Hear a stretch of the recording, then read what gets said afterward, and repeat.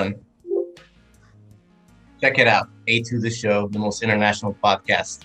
Los Angeles, London, and Toronto. Look at that, 3 continents. We're in the same continent, I guess, technically. With Olivia Sun. Ali, you should really study your geography, man. Well, thanks for coming on the show, Olivia. I want to say I love your videos. I love the stuff you do. So do you want to tell us a little bit about who you are, what you do, and how did you start even making videos on YouTube? Yeah, thank you so much for having me, first of all.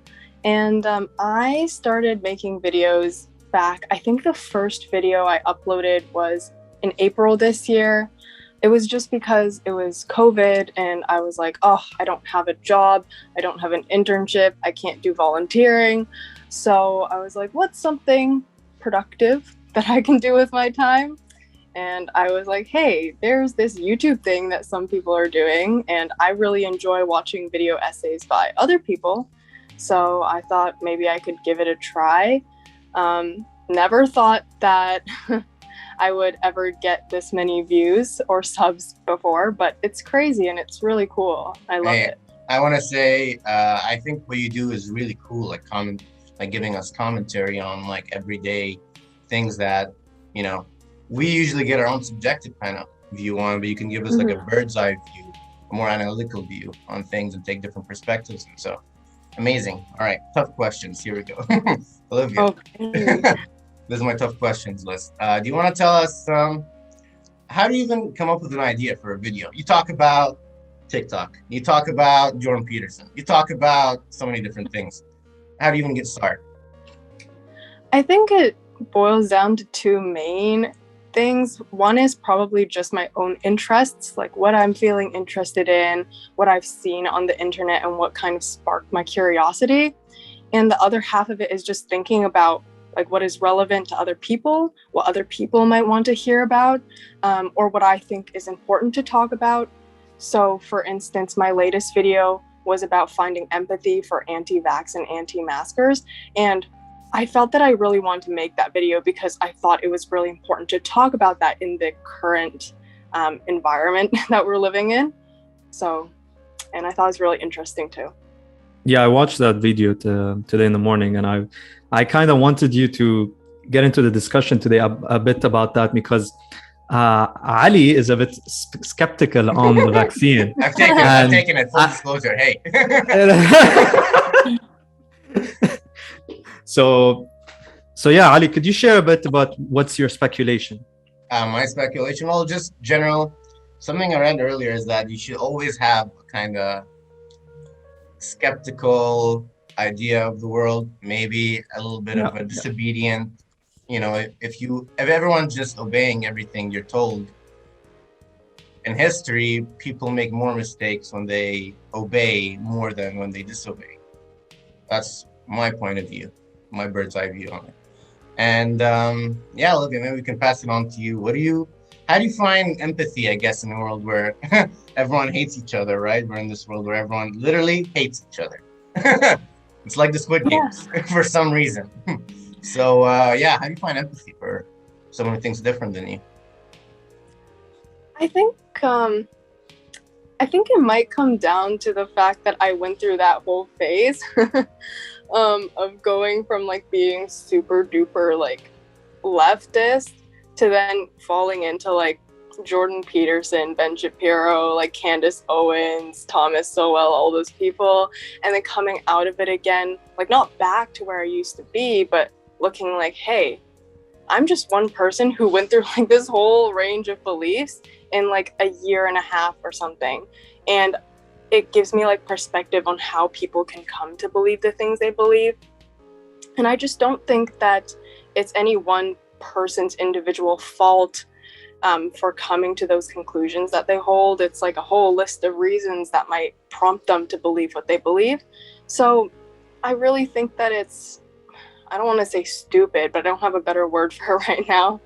But I think it's a bit mean, I guess, to hate each other for these things when we're all, most of the time, we actually have the same end goal. Like we want to protect ourselves. We want to be safe. That's everyone's goal. It's just how we get to that goal might be different. And I think it'd be a lot more productive if we all were nicer to each other when trying to solve these issues. Yeah. My personal goal isn't to be maybe just safe. There's other things I'd want to do other than safe. But yeah.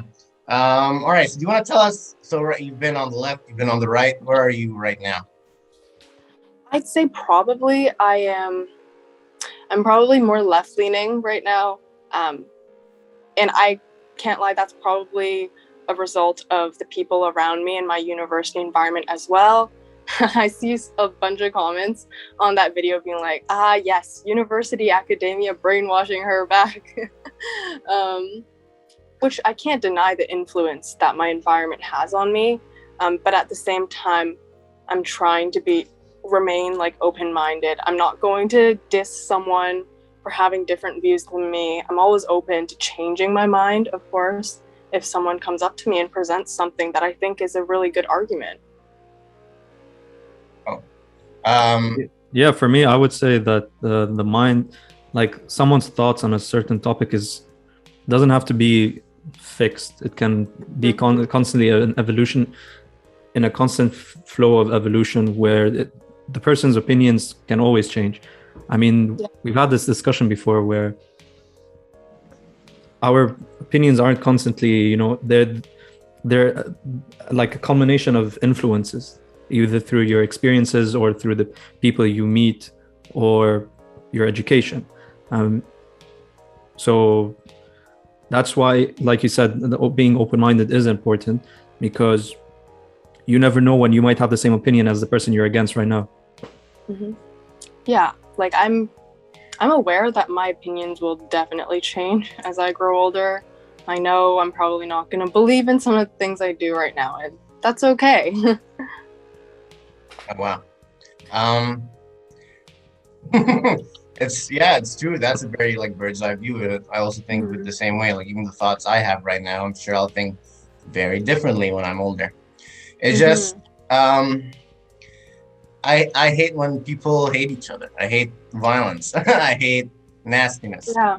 Why do people like to hate each other? And why is Squid Game so trending right now? Why is violence such a hot topic right now? I don't know if you have any comments on it. I think, well, it's hard for me to talk about actually because I hate watching violence in movies. I'm someone who like when I watch Squid Game, my hand is like this for like 80% of the show. So I actually don't understand why people enjoy watching gore. But in terms of hating each other, I think like the internet provides a really good medium for fostering that type of behavior because, everyone's anonymous. You can say things and people can't really link it to you in person, right? And you don't really face any repercussions for posting something like mean online about someone. It's like, oh, it's just one comment, whatever. Yeah. And that's why I think the videos we do are so cool, because we're doing things that are positive and actually getting people to think like, hey, wake up, think about the world for 1 second, right?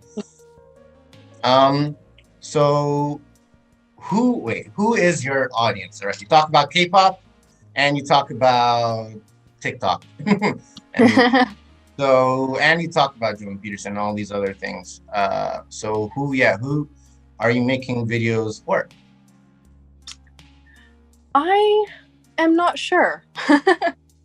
I guess I'm making videos for, I would probably say a younger audience, or I don't know how far that age extends to. I guess when I make videos, I'm not thinking about making them for 50-year-olds.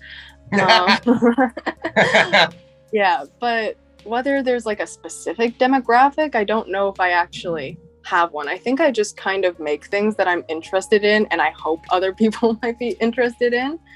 Right. Maybe that's not a good marketing strategy. Well, I mean, you've had some videos, I mean, you upload pretty consistently. You have some videos that really pop off and some videos that, are still constantly getting views and you're growing. How does it feel? How did it feel? What was the first video you had that really popped off and you were like, oh, I'm getting some, fame on the internet? How did that feel to you? And do you know what kind of videos are gonna pop off or not based on the topics, or has it just been random for you? So the first video that really got attention, I think, or not like really, but it started to get a lot of attention, was actually my first video that I made about this TikToker called Sienna May, and this one video that she had posted. I made it a month ago, and then it only blew up like a month after I had uploaded it, because she got into this whole drama of her like potentially like sexually assaulting her fake boyfriend. I don't know. It was a whole mess. I think I just got lucky. I had no idea that was going to happen, but it did. And people started searching Sienna May on YouTube, and my video would come up. So yeah, that was the first one that started to grow, and it's really hard to tell sometimes what videos will do well. Like I never expected that one to get so big. My romanticizing your life one that got a lot of views, it again only started to grow really quick, maybe a month and a half after I had published it, and I honestly have no idea why. Oh wow. Yeah. The internet, pretty much a random lottery. Just This like kind the of Squid goes. Game. This kind of goes into the topic that you have mentioned in one of your videos about trendy topics, where people just like when obviously when the topic that you're talking about is trending at that certain point, obviously your video is gonna blow up because everyone's gonna be searching for that topic, and they're gonna be trying to get like some basic information or some sort of understanding so that they can be able to talk about it in, you know, whenever they want to post a video of themselves saying like, yes, we are with this cause, and so on and so forth. Linking this point actually to your video about, I forgot the name of the video, but it was when I think it was social justice and with trendy cycles or trending something. That one. Yeah. So I agree with you on the point where people do obviously go to social media just to like, in a way, present themselves as like these social justice warriors that care about everything that is going on around the world, and on the surface level it's just basically surface level attention seeking. So my point was that my question that I want to ask about is do you think this is is this the role of any news outlet that provides information to present the proper details so that people can fully be educated about these causes? Should there be more accountability as well to them? Yeah, I think for sure. I mean, it's hard to say because on one hand, yes, absolutely. I think the news should work towards not being as biased a lot of the time.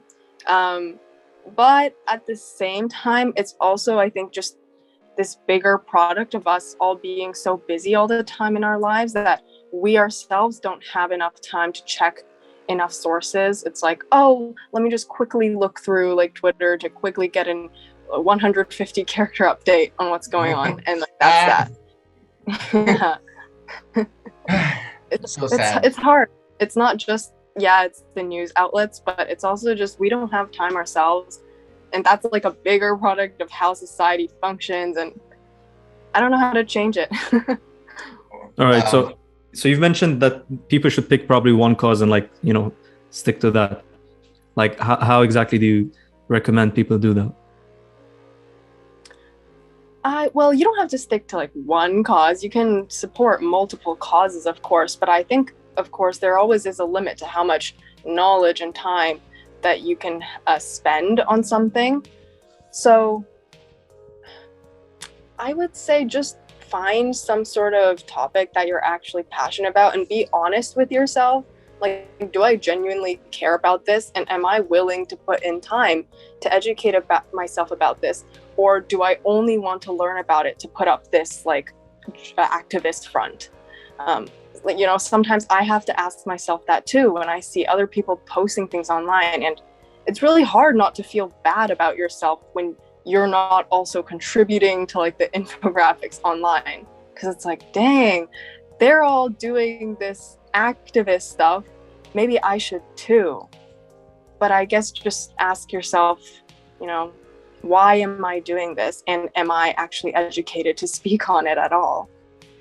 So do you believe that everyone should be an activist or is able to be an activist? I think I guess I wouldn't use the word activist. I don't think everyone has to be actively fighting for some sort of cause. I do think that it would be good for people to all be, I guess, generally educated citizens, maybe generally definitely care about what's going on. Yeah, for sure. People definitely should be more aware of what's going on, especially in the topics that they're interested in, just so that at least when they're having a conversation about it, like they know what's going on.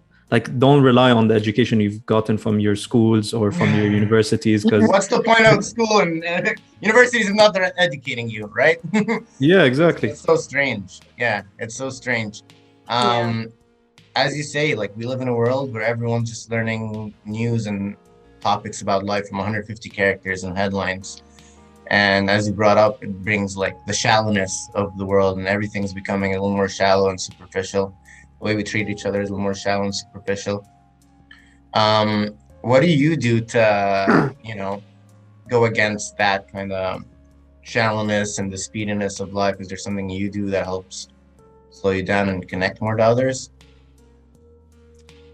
I think it's just when you have free time, I'm spending it sometimes on things that are stimulating and maybe mind-opening. And I don't mean that you have to give up like all your Netflix shows and time with your friends, of course. Like, no, don't do that, right? Like, still have a lot of time to enjoy yourself. But for example, for me, instead of always listening to music now, when I go to like walk to my classes, I often like to listen to a podcast. Now, do the show. Yeah. Number one most international podcast. Amazing, Olivia. Yeah, this episode's getting a little deep right now. Yeah. That's how it rolls, man. That's how it's supposed to go. What do you like to do, Olivia? Let's know a little bit more, Olivia. What do you like to do outside of the YouTube world? I really enjoy, well, I guess my default answer used to be reading and writing, but ever since school started, that's all I do for school. So I would never choose to do that in my free time anymore.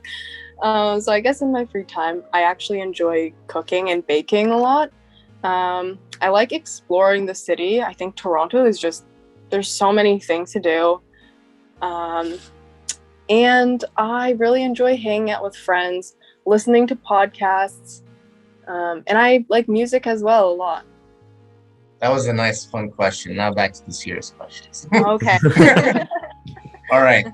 Back to the Squid Game type questions. Okay. All right. Why is so I think I really like watching your videos, of course, but sometimes I think to myself, well, when you talk about some of these like, why are we making the wrong people famous?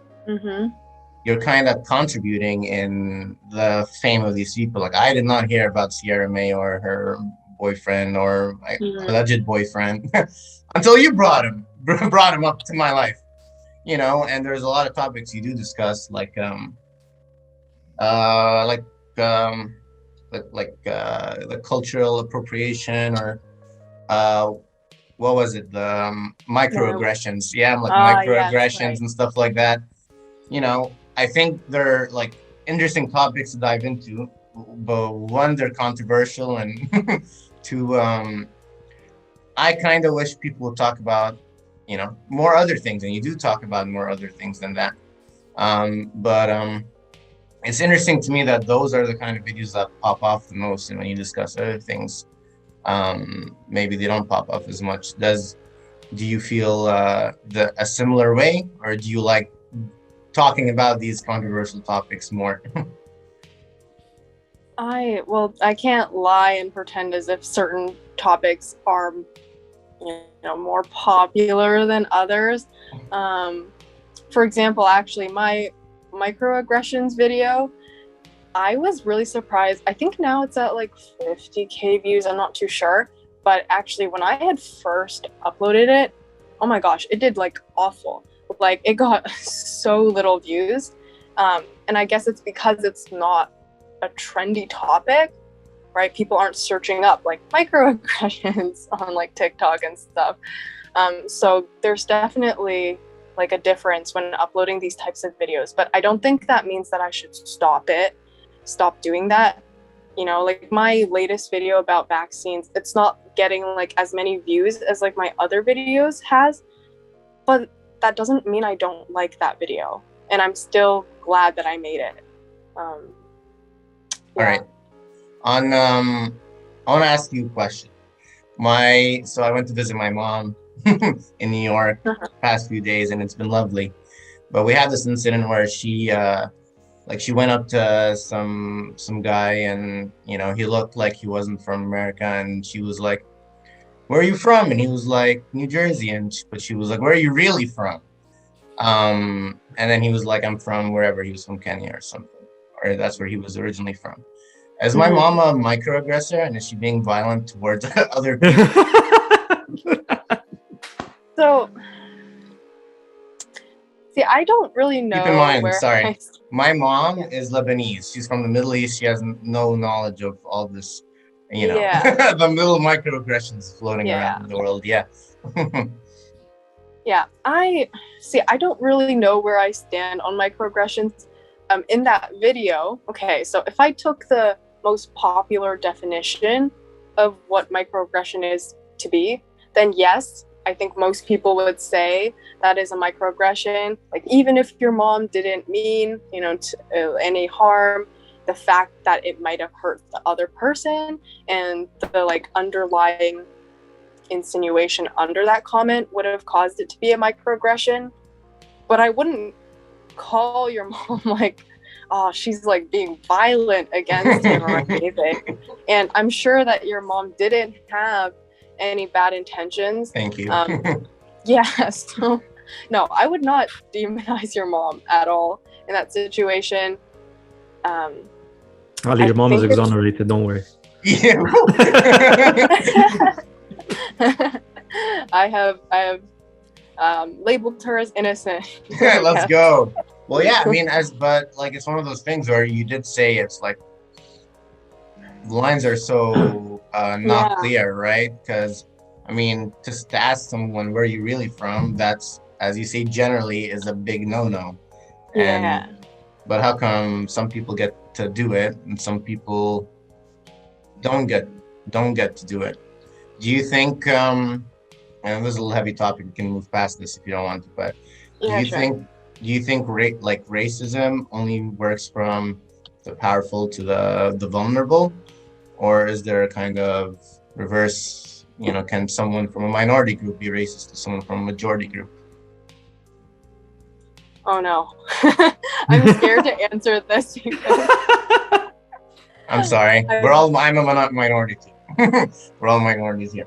Yeah, no, I'm just scared to answer because I know people who have very, very strong opinions on this. If you don't want, we can pass to. But I told you we're gonna do tough questions. That's the whole point of a podcast. I won't answer it completely, but I'll just say that maybe my answer won't be the conventional one. Go for it. I think that was her answer, Bahali. Yeah, that was my answer. Incredible. Ali, next question, please. Let's proceed.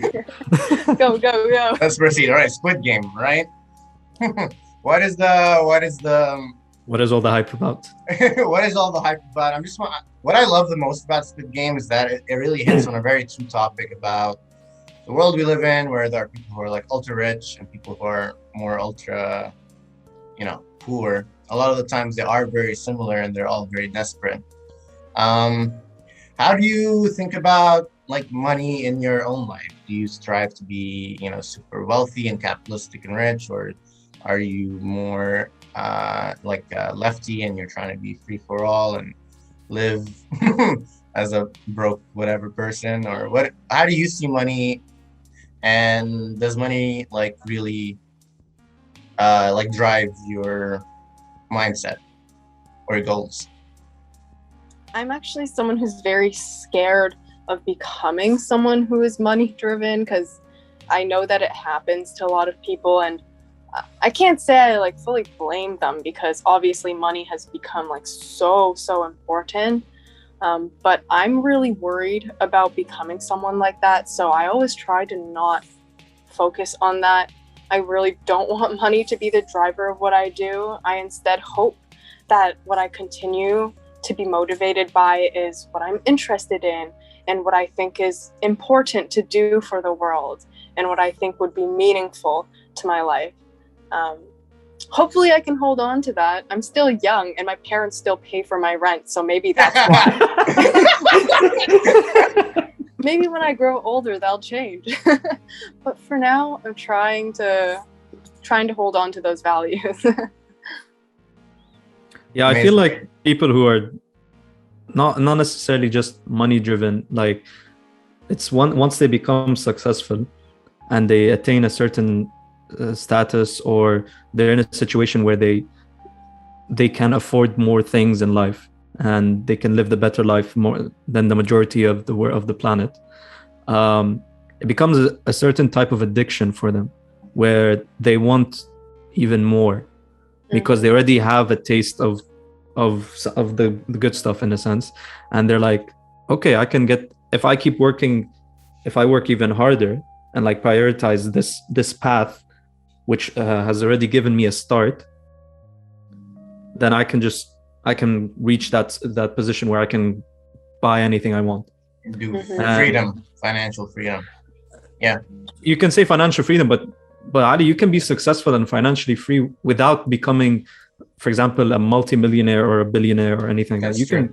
you can be financially free, like, man, just a couple of million is probably enough for you. You don't have to go above and beyond. There's, if you have the self-discipline to stop yourself from reaching that point where you're over the limit, I mean, that's great on you if you have that self-discipline. But if you don't, then I think it becomes an addiction.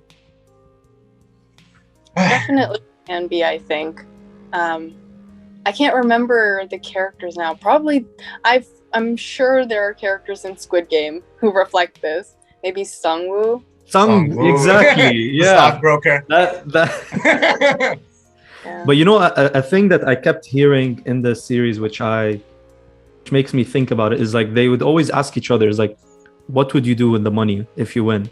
Like, so basically, in a sense, they're trying to give themselves a reason to fight for, to be able to win, you know. And like some of them would have reasons, some wouldn't. But like, it's interesting. Why do you have to have a reason to win the money? Like, why is it? Most of them would say the reason obviously is like for family purposes or something like that. But why can't it be a bit of a selfish reason? Why does it have to be connected to someone? Well, like, I'm sure that it can be a selfish reason. I'm sure there are people in there who do have selfish reasons, but I don't know if it can be considered selfish for most of those people in there, because most of them will not survive if they don't get the money. So is spending it on themselves really selfish at that point? I don't know if I'd call it that. Well, yeah, it is selfish, but the thing is, people perceive selfishness as a negative connotation, because they're just like, oh, you're selfish, that means you don't care about others. No, that's not true. You're selfish, that means you prioritize yourself and your well-being before others, which is kind of important if you actually want to help others. Yeah, that's like I feel like you both disagree with me. But I'm just curious to think, like, if I were tossed in a Squid Game, right? If we were all tossed in a Squid Game, would I go the violent route, or would I go in the route that's like peaceful and trying to help everyone, but everyone around you is gonna die and they're all competition? And about you, Olivia, what kind of strategy would you take in a Squid Game if you partook?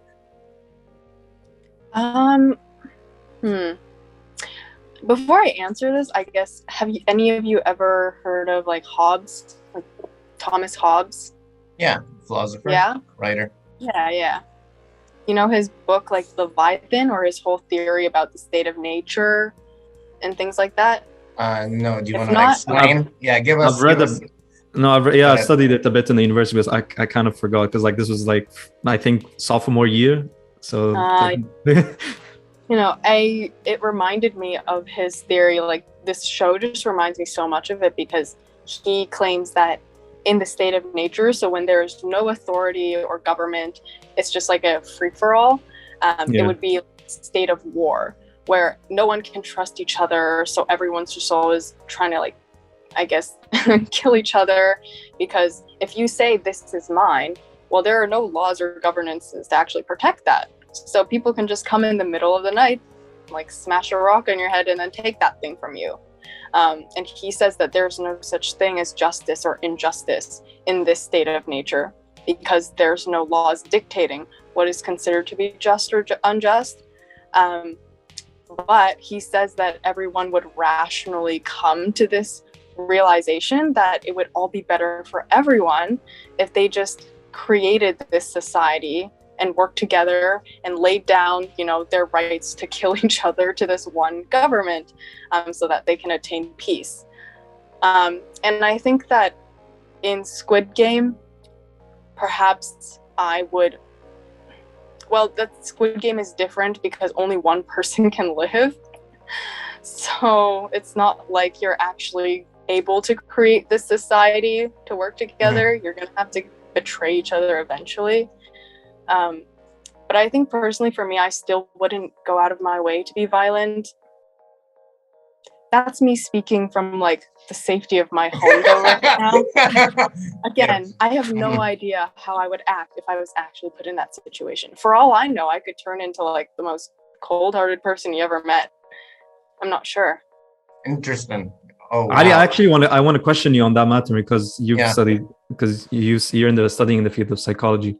So most psychopaths and like people who do commit like heinous crimes, including murder, whatever, they probably had a rough childhood, right? Yeah, many of them. Okay, do. So they've gone through like a certain type of trauma that eventually built up and led them to be these kind of people. Would you agree? I think there are a lot of those cases, yeah. Okay, following up, if in Squid Game you're going through the same experiences which you could have gone, like imagine this is your childhood, where but in reality it's happening within the span of like 3 days, where you're having all of this trauma happening and you're in playing front kids of you. games. Yeah, you're playing kids games.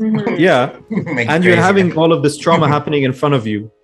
Don't you think the person would, like, people would eventually just crack and they'd be like, yeah, it's like, there's nothing gonna stop me now, might as well. Because like right now we can speculate and say like, okay, no, I'll try not to go out of my way to kill people. But once you go through that, you know, those circumstances and those situations where you're seeing people dying in front of you and people are trying to kill you as well, wouldn't your mind also, like, it would be a heavy toll to take on your mind?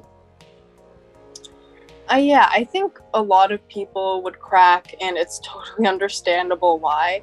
But I think like there still is a difference between like, one, how much those people want the money, and two, how old am I in this hypothetical? Am I like 3 years old? Or like, have I actually been raised a little bit by my parents? Because if I have, then again, even just a little bit, even like your first year of living can really shape how a person grows up. Oh no, my hypothetical is like adults, obviously. Oh, adults. Like Squid Game, Squid Game type. That's what I meant. We were tossed into Squid Game. Yeah, I was saying is like, if we were tossed into Squid Game, most probably, okay, on the show that shows like some nice people in it, but in reality, is that true? Yeah, I still think there would be differences, and maybe sometimes it wouldn't even be because someone is nice. It might just be out of fear. For example, if I went in, would I really go ahead and attack someone? I don't know, because I'm like 5'3", skinny Asian girl. Like, am I really gonna be able to take out those other people? Maybe you'd wait a few days later when, you know, they start handing out weapons or stuff, and then when they're sleeping, you slit someone's throat. Like, you know, after going through like game 2, 3, 4, maybe your mind will just like crack. Maybe, I don't know. I think it really depends, and especially if you feel as though you've been, I don't know, if you feel as if you've been supported in your life before. If you always feel like you've been alone or on the run, like that one gangster person, I don't know his name, but the gang leader, yeah. Then he's felt this like betrayal before, so I think he's a lot more alert than versus someone like Gi-hyung, who, you know, has his mom at home, hasn't really had to go through anything like that before, and I guess that's why he tends to lean more towards like peace. Maybe that's not the best option, but I think it's what we're familiar with, and so we might be drawn to what we're used to. Oh wow, that's a great analysis of Squid Game. Right, it's more. I also kind of agree. Like if I were thrown into Squid Game, I don't know if I'd resort to all that violence or murder or just attacking people, because, you know, I don't think I think people are like other people in general. I don't know. Maybe I'm crazy. Maybe I'm naive for saying this, but I think our general ability is just to like our neighbor, you know, and then maybe not in this world we live in right now. I feel like you guys are running on hope a little, because since the beginning of the episode, we've been talking about how people love violence and enjoy hating each other and stuff. And now you're like, no, I think we'd all be like, some of us would be nice. Yeah. I think there's a difference between like verbally tagging someone online and like having to physically kill someone in front of you. Good point. Like, Good I point. don't know if you've ever heard of, you know, the trolley problem. It's like that famous moral dilemma, right? I remember in one of my classes last year, and I know that this is something a lot of people feel. They're like, let's say that you had to just like pull this lever and that's what changes the tracks to cause the train to run over people. Would you do it? And majority of people said yes, like I'm saving more lives, right? But then if you change the scenario to say now you're pushing people off a bridge and that's what causes them to fall in front of the train tracks, a lot less people are willing to do that, because now it feels like you're the person who's like physically making contact with them, physically causing them to like fall to their death, even though technically you're responsible for the same thing in both scenarios. So I think it's pretty different. Oh, I mean, this is all hypothetical. That's the thing. Yeah, we can't. We can't. Point, like though. They can say that all they want, but once you know the survival instincts kick in, it's a bit different. That's true. This is all hypothetical, yeah. Oh, this is a hypothetical situation. Olivia, let's say hypothetically you were in Squid Game out of the 4, 5, 6, and you were able to murder everyone and you won, you came on top. What would you do with the prize money? Oh, what would I do? I guess if I was in my position right now, I don't need all that money. I would try to do something good with it.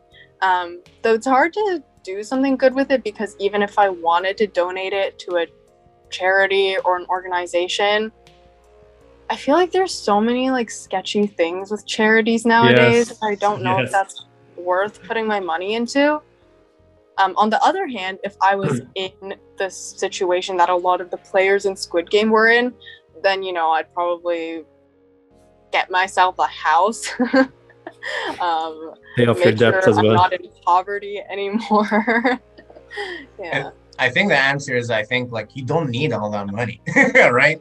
Like if I were given all that money, I'd just be like, it's too much money. What am I going to do with all that money? So I think that's why we wouldn't be chosen for Squid Games. Yeah, exactly. Yeah. They only choose the most desperate. Not me. All right. Olivia, really appreciate your time here. We're kind of wrapping up on time, but we have one more question I got to ask you before we wrap up here.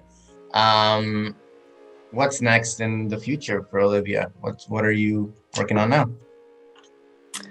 Oh, okay. So I still have to get a Q&A out, actually, because I had said that I would do one as a 30K sub special. but it's been far past that. This So I is really a need to partial get on Q&A. that. This is a partial Q&A. Yeah, exactly. Yeah, exactly. And I think I want to make a video. I'm not too sure about this one just yet, but I've been seeing things online about male fashion versus female fashion, and how a lot of female fashion, people will call it basic, but then if a man wears the same thing, then people are like, oh, fashion king. And it's a lot of something that women do to each other. It's not like men are saying like, oh, women, like your outfit sucks, but it's like women praising like some man for wearing a white t-shirt and jeans, but then they'll like, I almost swore, they will like diss another woman for wearing the same thing. So I might do that. Yeah. Amazing. Well, looking forward to it. Hey, Olivia, I just want to say I love your videos. What you do is awesome. I think what you do, you know, when you said earlier that everyone's looking into the 150 characters on Twitter and that's how they're getting their news.